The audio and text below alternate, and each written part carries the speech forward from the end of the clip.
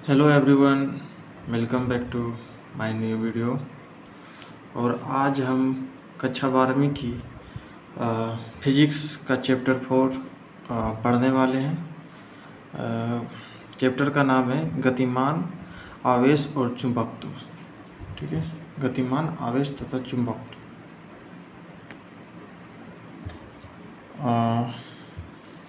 तो आप लोग हेडिंग डाल लीजिए। चलिए क्लास को स्टार्ट करते हैं। हेडिंग डालिए गतिमान, गतिमान, गतिमान, आवेश और चुंबकत्व।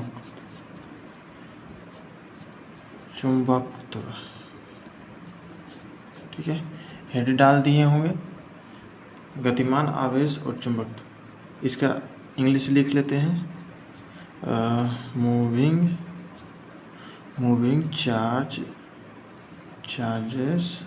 चार्जेस एंड क्या है, मैग्नेटिज्म। ठीक है, मैग्नेटिज्म। ये हेडिंग डाल लीजिए। चैप्टर आपका यहाँ से अब स्टार्ट होगा। यहाँ लिख देते हैं चैप्टर क्या है, चैप्टर 4 है। ठीक है, चैप्टर 4 है। तो इसमें ये अगर मैं इसकी बात करूँ तो एग्ज़ाम की दृष्टि से ये लगभग एवरेज मान लीजिए तो एवरेज 5 से 6 प्रश्न हमेशा पूछे जाते हैं। ठीक है, अगर इसमें हम पढ़ेंगे, पहले सबसे पहले हम इसका स्टार्ट करते हैं। स्थिर आवेश से अगर बात करें तो स्थिर आवेश आप पिछली कक्षा में पढ़े होंगे, स्थिर आवेश किसे कहते हैं। तो स्थिर आवेश की अगर बात करें तो लिख देते हैं पहले स्थिर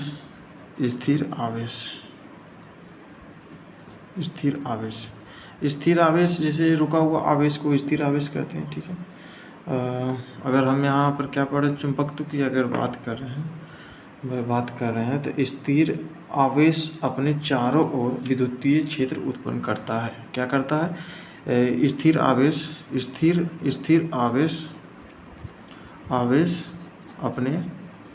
अपने चारों ओर विद्युतीय क्षेत्र उत्पन्न करता है।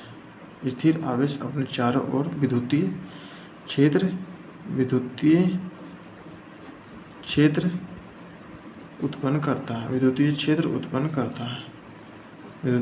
उत्पन्न करता है।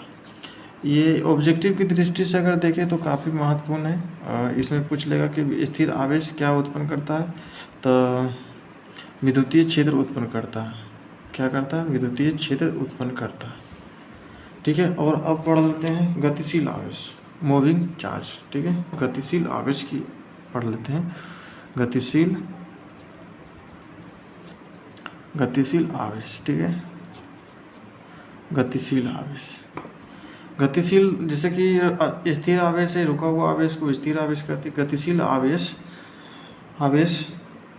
को जो चालक में धारा जैसे आवेश क्या है, जैसे विद्युत धारा क्या है, आवेश के प्रवाह को ही विद्युत धारा कहते हैं। जैसे किसी चालक में आवेश क्या होगा, आवेश प्रवाहित होगा तो उससे क्या होगा, करंट प्रवाहित होगी। ठीक है, उसी तरह विद्युत धारा, ठीक है, किसी चालक में विद्युत धारा अपने चारों ओर चुंबकीय क्षेत्र उत्पन्न करता है। तो क्या लिखेंगे, किसी चालक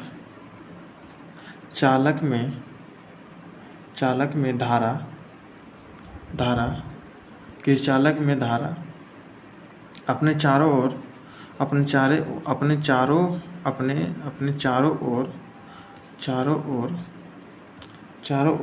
चुंबकीय क्षेत्र उत्पन्न करता है। चुंबकीय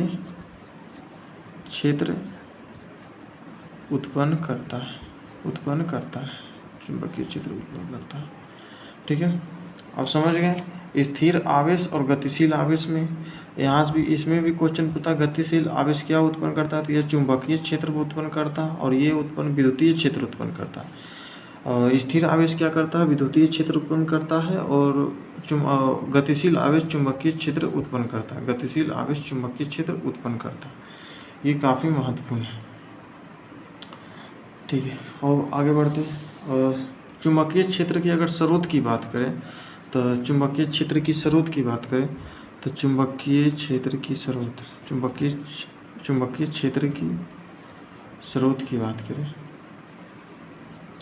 चुंबकीय क्षेत्र की स्रोत की बात करें तो चुंबकीय क्षेत्र का दो स्रोत है। ठीक है, चुंबकीय क्षेत्र का दो स्रोत है, गतिशील आवेश और विद्युत धारा। क्या है, गतिशील आवेश या विद्युत धारा। ये क्या लिख सकते हैं, विद्युत धारा, गतिशील आवेश या विद्युत धारा।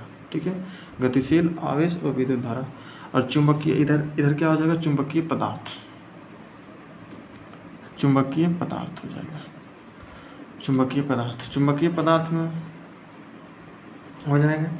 ठीक है, इसमें हमें सिर्फ ये पढ़ना है, गतिशील आवेश विद्युत धारा। ठीक है, और ये हमें अगले चैप्टर में पढ़ना होगा। ठीक है, अब आगे बढ़ते हैं और धारा का चुंबकीय प्रभाव का इतिहास पढ़ लेते हैं थोड़ा सा। ठीक है, धारा का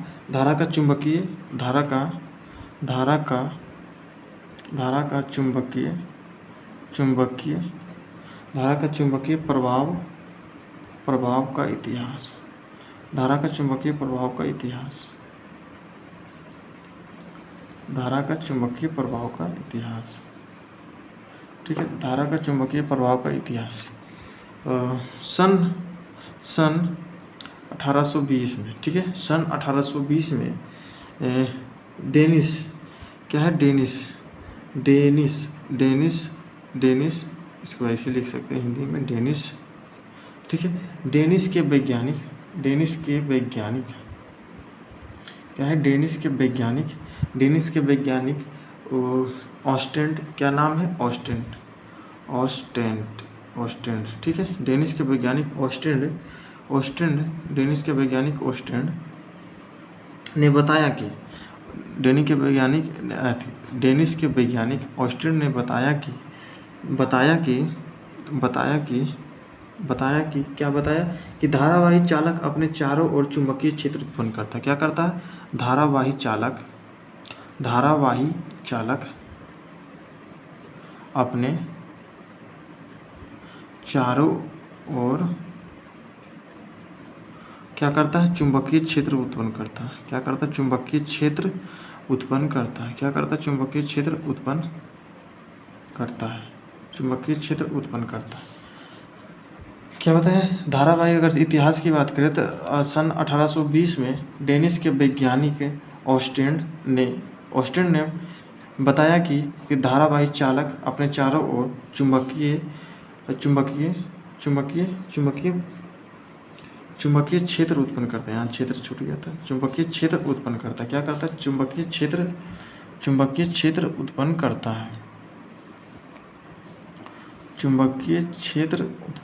है। थोड़ा सा कैमरा ब्लर हो गया, रुक जाइए, इसको सही करते हैं, फोकस नहीं कर पा रहा।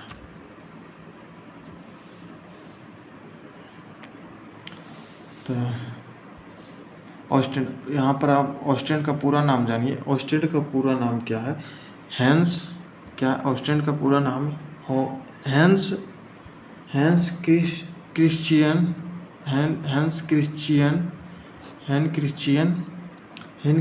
ऑस्टेंड। क्या, हैंस क्रिश्चियन ऑस्टेंड, ये वैज्ञानिक का पूरा नाम है, हैंस क्रिश्चियन ऑस्टेंड। ठीक है, मैं इसका जो प्रोनाउंस है सही से नहीं कर पा रहा हूँ, क्रिश्चियन ही बोलते हैं। ठीक है, हैंस क्रिश्चियन ऑस्टेंड। ठीक है, अब आगे बढ़ते हैं।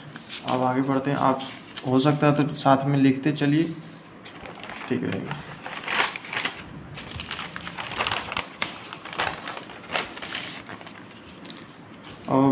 अब क्या पढ़ेंगे, ऑस्टेंड के प्रयोग के बारे में पढ़ेंगे। ठीक है, ऑस्टेंड के क्या है, प्रयोग के बारे में पढ़ेंगे। ऑस्टेंड का क्या है, प्रयोग के बारे में पढ़ेंगे। ऑस्टेंड का प्रयोग के बारे में पढ़ेंगे। ऑस्टेंड का प्रयोग,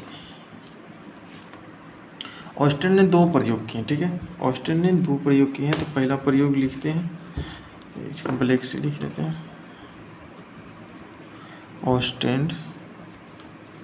ऑस्टेंड का प्रयोग नंबर 1 दे दीजिए। ऑस्टेंड का प्रयोग नंबर 1। डिफिनेशन इसका लिखिए। जब एक धारावाही चालक तार के ऊपर, जब एक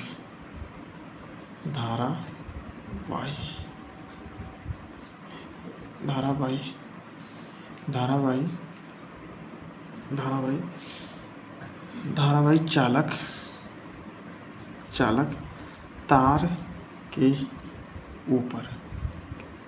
चालक तार के ऊपर, तार के ऊपर चुंबकीय सुई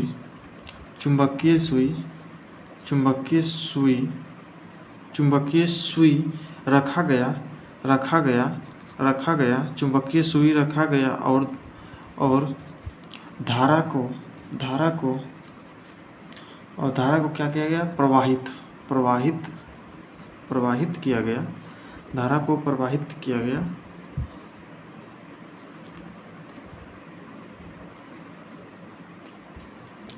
क्या फिर से देखते हैं इसको एक बार।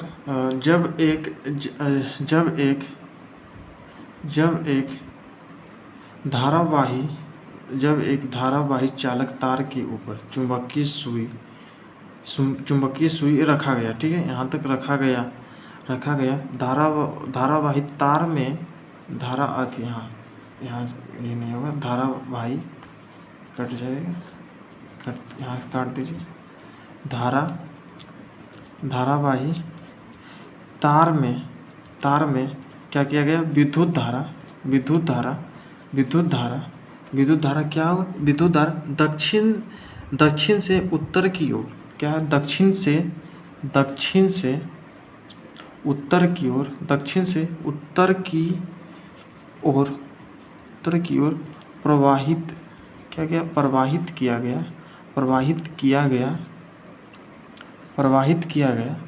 दक्षिण से उत्तर की ओर प्रवाहित किया गया। तो चुंबकीय सुई का विपेचन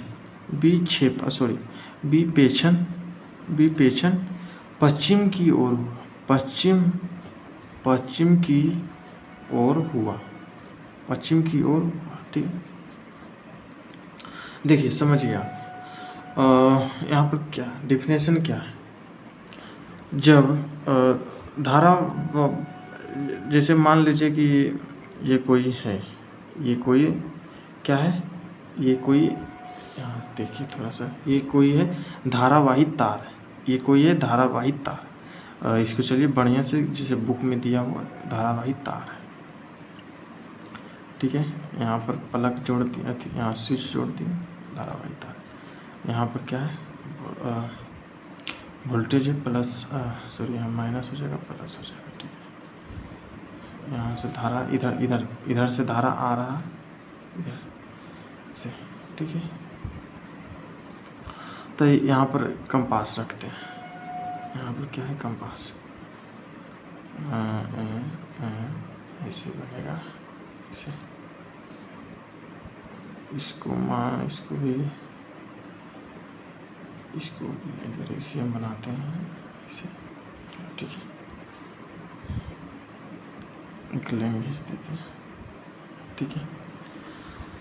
तो क्या होगा? देखिए, तो ये जो सुई था, ये इसमें धारा प्रवाहित कैसे हुआ? दक्षिण से उत्तर की ओर प्रवाहित हुआ। इसमें धारा दक्षिण से उत्तर की ओर गई। साउथ से नॉर्थ की ओर धारा अगर प्रवाहित करेंगे, क्या होगा? साउथ से नॉर्थ की ओर धारा प्रवाहित किए तो यह किधर? पश्चिम की ओर। और तब यह क्या? पश्चिम की ओर मुड़ गई। पश्चिम की ओर विपेक्षण मतलब हो गया कि विपेक्ष मतलब क्या हो गया? विपेक्ष मतलब आप समझ सकते हैं, मुड़ गया या विचलित हो गया, ठीक है। अब ये मतलब आप समझ सकते हैं कि अगर कोई है अपने स्थान से हिला, उसी को विपेक्ष बोलते हैं। ठीक है। तो ये अगर हम इधर साउथ और नॉर्थ माने तो इधर होगा क्या, इधर होगा वेस्ट, इधर होगा ईस्ट। ठीक है, वेस्ट और ईस्ट। तो यह क्या पश्चिम की ओर, वेस्ट की ओर, वेस्ट की ओर विपेक्ष किया। ठीक है, ये वेस्ट की ओर क्या किया, विपेक्ष किया, विपेक्ष किया। और अभी इसी का दूसरा नियम, इसमें पहला नियम में विद्युत धारा साउथ से नॉर्थ की ओर प्रवाहित हुआ। अब वही दूसरा नियम में नॉर्थ से धारा साउथ की ओर प्रवाहित हुआ। दूसरा नियम में नॉर्थ से धारा साउथ की ओर प्रवाहित हुआ। तो ऑस्टेंड का प्रयोग 2 देखते हैं। ऑस्टेंड का प्रयोग 2, ऑस्टेंड का प्रयोग 2, ऑस्टेंड का प्रयोग नंबर 2। ठीक है, ऑस्टेंड का प्रयोग नंबर 2। चलिए लिखिए परिभाषा। जब धारावाही चालक तार के ऊपर चुंबकीय सुई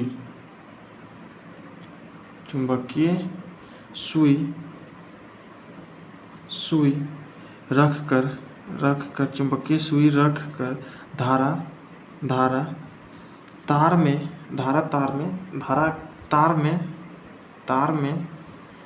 में उत्तर से दक्षिण की ओर, दक्षिण की ओर प्रवाहित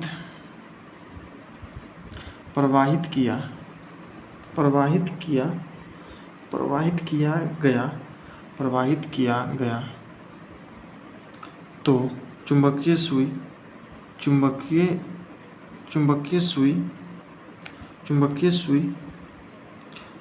सुई का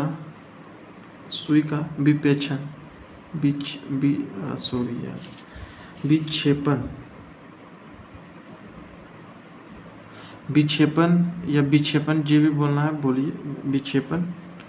विक्षेपण पूर्व की ओर हुआ। ठीक है, पूर्व की ओर हुआ। वही हम यहाँ इस चित्र में समझाए थे कि अगर जब धारा हम दक्षिण से उत्तर की ओर प्रवाहित करेंगे तो ये जो चुंबकीय सुई का विपेक्षण क्या और पश्चिम की ओर होगा, मतलब वेस्ट की ओर होगा। और वही उत्तर से हम दक्षिण की ओर धारा प्रवाहित करेंगे तो इसका विक्षेपण क्या होगा, विक्षेपण होगा, मतलब ये अपने स्थान से इधर पूर्व की ओर मुड़ेगा। ठीक है, पूर्व की ओर मुड़ेगा। चलिए आगे ये दोनों नियम पढ़ लिए। ये दोनों नियम के अगर चित्र बनाना चाहते हो तो बना लीजिए। अगर ये इधर से इसमें धारा प्रवाहित होगी तो मतलब चित्र वही रखिएगा और सिर्फ ये चेंज कर लीजिए। फिर ठीक है, चेंज धारा बना ही देते हैं चित्र। ये रहा परिपथ, मान लीजिए इसको। ठीक है, ये प्लस, ये जो बड़ा वाला होता है प्लस होता है, ये छोटा वाला माइनस होता है। ठीक है, धारा इधर से इधर। ठीक है, यहाँ पर स्विच एक लगा दीजिए। इसको हम ए, इसको बी भी मान सकते हैं, कुछ मान लीजिए, ठीक रहेगा। कंपास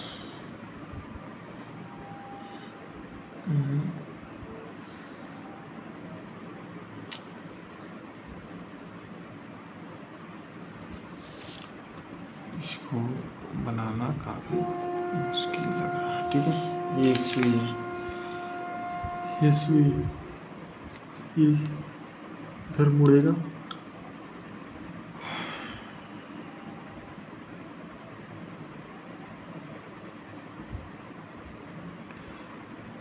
इधर ईस्ट है, इधर वेस्ट है, इधर नॉर्थ इधर साउथ, ठीक है। तो इसका विक्षेपण किधर हुआ? विक्षेपण हुआ पूर्व की ओर। यहाँ क्या पूर्व की ओर विक्षेपण होगा, ठीक है, पूर्व की ओर विक्षेपण होगा। यही है इसका ऑस्टेन का प्रयोग टू, ठीक है। ऑस्टेन का प्रयोग अब टू समझ गए होंगे, ऑस्टेन का प्रयोग टू समझ गए होंगे। तो एम्पियर का तैराकी नियम समझते हैं। एम्पियर का तैराकी नियम, और एम्पियर का तैराकी नियम काफ़ी आसान है, लिख दीजिए हेडिंग।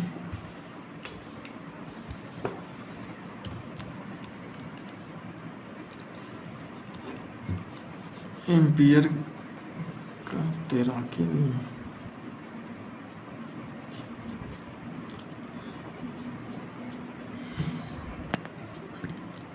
तो सबसे पहले लिखिए, इस नियम से चुंबकीय सुई के विक्षेपण की दिशा का पता लगाया जाता है। इस नियम से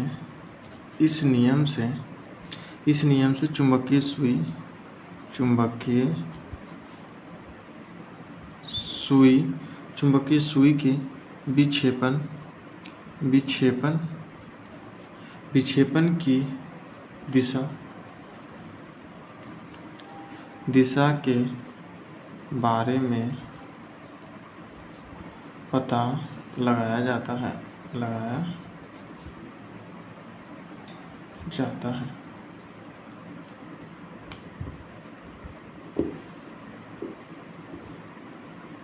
ठीक है, यहाँ तक हो गया होगा आपको। इसे लिखा हुआ है अच्छा से। इस नियम अनुसार क्या कहता है, लिखेगा नियमानुसार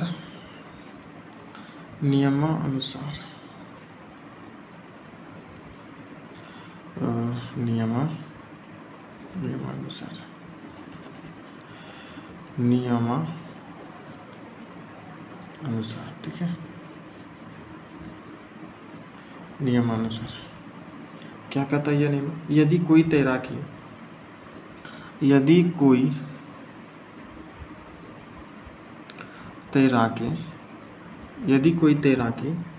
धारावाही चालक तार, क्या है? धारावाही चालक तार, धारावाहक चालक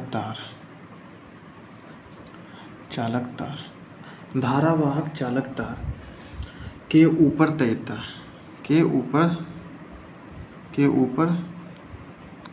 तैरता है, ये मान लीजिए कि यदि कोई तैराक धारावाहक चाल के ऊपर तैरता है और धारा की दिशा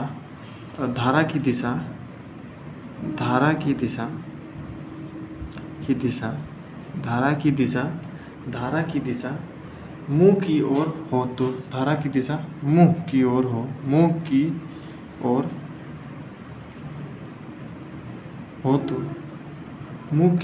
तो चुंबकीय सुई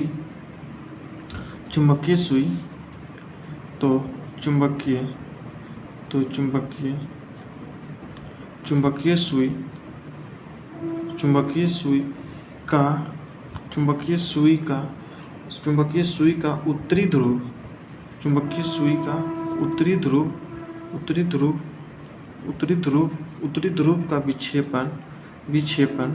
उत्तरी ध्रुव का विक्षेपण तैराकी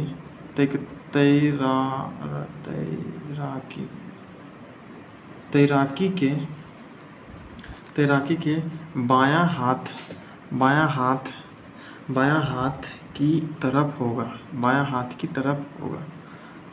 बायां हाथ की तरफ होगा। ठीक है, पहले इस नियम को लिख लीजिए और फिर मैं आपको समझाता हूँ। इसके लिए मैं एक चित्र बनाना चाहूँगा, थोड़ा सा इंतज़ार करिए, मैं अभी चित्र बनाता हूँ। चलिए देखिए, चित्र बनकर तैयार हो गया है। मतलब समझने के लिए ये मगरमच्छ नहीं हमको लग रहा है, आपको क्या लग रहा है पता नहीं, पर मान लीजिए एक मानव है ये, ठीक है, ये मानव है और ये क्या है? Direction of current. ये करंट ये क्या है? ये विद्युत धारा है किसी चालक में ये क्या है? उत्तरी ध्रुव है। उत्तरी ध्रुव, और ये जा रहा है तो ये जो चुंबकीय सुई है, चुंबकीय सुई की दिशा तैराक के बाएं हाथ की तरफ मुड़ जाएगा। मतलब यहाँ पर ये जो है हल्का सा, ये मान लीजिए कि नॉर्मल है, नॉर्मल कंपास है, पर इसके जैसे ही इसके ऊपर से हम विद्युत धारा के तार, मतलब किसी चालक में विद्युत धारा प्रवाहित करेंगे तो सुई चालक की बाईं ओर मुड़ जाएगा। आप खुद से कर देख सकते हैं। मतलब अपने आप में मान लीजिए कि आप किसी चालक तार पर लेटे हुए हैं और उसमें विद्युत धारा प्रवाहित की जा रही है और आपकी ओर ये चुंबकीय सुई मुड़ रही है, आपके बाईं हाथ की ओर मुड़ रही है। ठीक है, यही एम्पियर का तैराकी नियम है। ठीक है, और आगे अब पढ़ते हैं। अब आगे है चुंबकीय क्षेत्र। ठीक है, मैग्नेटिक फील्ड, मैग्नेटिक फील्ड। ठीक है, मैग्नेटिक फील्ड, मैग्नेटिक फील्ड। ठीक है, चुंबकीय क्षेत्र हिंदी में भी लिख देते हैं, चुंबकीय क्षेत्र।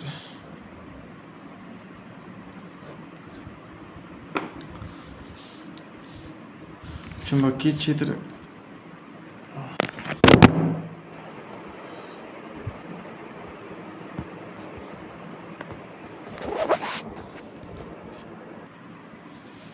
थोड़ा सा कैमरा गिर गया था। हाँ, चुंबकीय क्षेत्र परिभाषा लिखिए इसका। धारावाही चालक या चुंबकीय पदार्थ के आसपास, धारावाही चालक या चुंबकीय पदार्थ के आसपास का वह क्षेत्र जहाँ चुंबकीय क्षेत्र, वह क्षेत्र जहाँ चुंबकीय प्रभाव हो, उसे जहाँ चुंबकीय प्रभाव हो उसे चुंबकीय क्षेत्र कहते हैं। उसे चुंबकीय क्षेत्र कहते हैं। उसे क्या कहते हैं? चुंबकीय क्षेत्र कहते हैं। उसे चुंबकीय क्षेत्र कहते हैं। या फिर आप यह भी लिख सकते हैं, चुंबक के आसपास के क्षेत्र को चुंबकीय क्षेत्र कहते हैं। ये शॉर्ट परिभाषा। चुंबक के आस पास के क्षेत्र को चुंबकीय क्षेत्र कहते हैं। चुंबकीय क्षेत्र कहते हैं। ठीक है, चुंबकीय क्षेत्र कहते हैं। ये हो गया, अब आपका खत्म ही होने वाला है। चुंबकीय क्षेत्र कहते हैं। अब 10 मिनट में क्लास खत्म हो जाएगा। अब कुछ इम्पोर्टेंट पॉइंट देख लेते हैं। पॉइंट वीवीआई पॉइंट है, वीवीआई लगा लीजिए। वीवीआई पॉइंट जो ऑब्जेक्टिव में पूछा जाता है। तुम चुंबकीय क्षेत्र को लिखिए साथ में। चुंबकीय क्षेत्र को वेक्टर v या वेक्टर h द्वारा दर्शाया जाता है।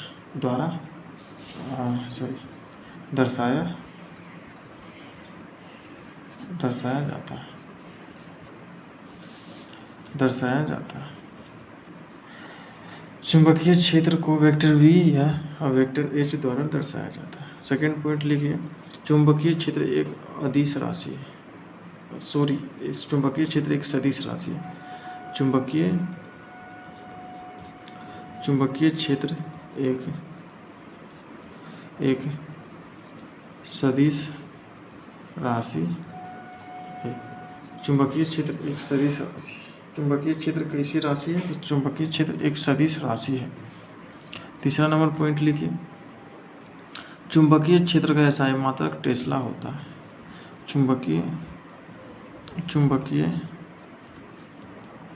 क्षेत्र का एसआई मात्रक टेस्ला होता है। टेस्ला को टी द्वारा सूचित करते हैं। ठीक है, टेस्ला को टी द्वारा सूचित करते हैं। चौथा पॉइंट लिखिए, टेस्ला चुंबकीय क्षेत्र का बड़ा मात्रक है। यहाँ से आप ऐसे भी लिख सकते हैं, टेस्ला क्या है, चुंबकीय क्षेत्र का बड़ा मात्रक है। टेस्ला क्या है, चुंबकीय क्षेत्र का बड़ा मात्रक है। टेस्ला क्या है, चुंबकीय क्षेत्र का बड़ा मात्रक है। चुंबकीय क्षेत्र का छोटा मात्रक को गाउस कहते हैं। ठीक है, चुंबकीय क्षेत्र का अगर छोटा मात्रक, चुंबकीय क्षेत्र का छोटा मात्रक की बात करें, छोटा मात्रक क्या होता है, गाउस। इसको हिंदी में गाउस लिखते हैं। ठीक है, इसे हिंदी में क्या लिखते हैं, गाउस। चुंबकीय क्षेत्र का सबसे छोटा मात्रक क्या है, गाउस। ये क्वेश्चन पूछा जा सकता है। क्वेश्चन तो ये भी पूछा जाता है कि टेस्ला किसका मात्रक है, तो टेस्ला चुंबकीय क्षेत्र का मात्रक है। ठीक है, एक और है, एक गाउस बराबर क्या होता है। एक गाउस बराबर क्या होता है, एक गाउस बराबर होता है 10⁻⁻4 टेस्ला।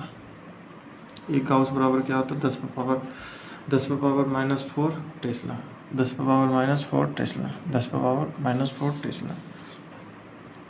ठीक है, एक महत्वपूर्ण बिंदु में लिख लीजिए, महत्वपूर्ण बिंदु में लिखिए, यदि चुंबकीय क्षेत्र कागज तल के समतल या लंबवत, ठीक है, लंबवत, समतल नहीं, लंबवत। ठीक है,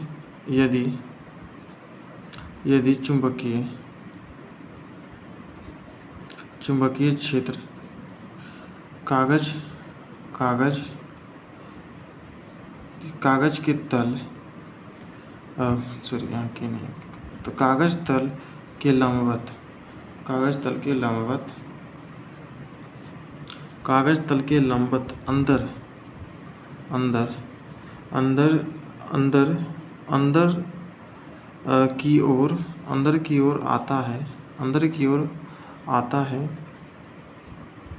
अंदर की ओर आता है, तो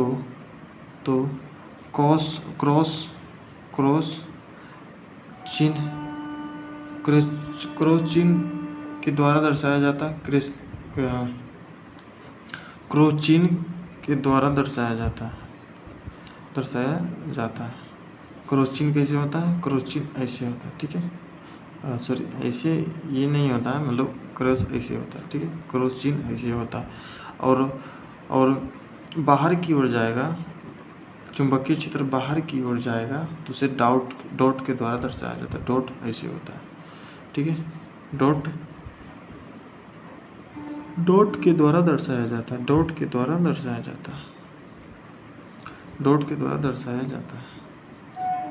ठीक है, आज का क्लास जो है, क्लास एंड होता है यहीं पर, और अगले पॉइंट पढ़ेंगे। और मैं अभी नया क्लास ले रहा हूँ, तो कुछ गलतियाँ होएगी, तो उस गलतियों को नज़रअंदाज करिएगा। मैं कोशिश करूँगा कि जो मेरा हेड राइटिंग है इसमें सुधार करूँ,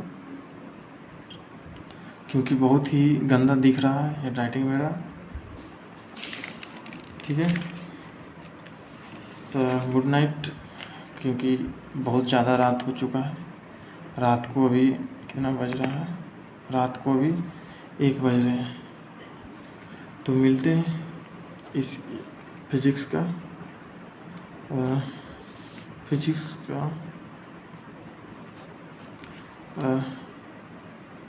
पार्ट 2 क्लास में। ठीक है, पार्ट 2 क्लास में। पार्ट 1 ख़त्म हो गया, पार्ट 1 ख़त्म। ठीक है, पार्ट 1 ख़त्म। Thanks for watching.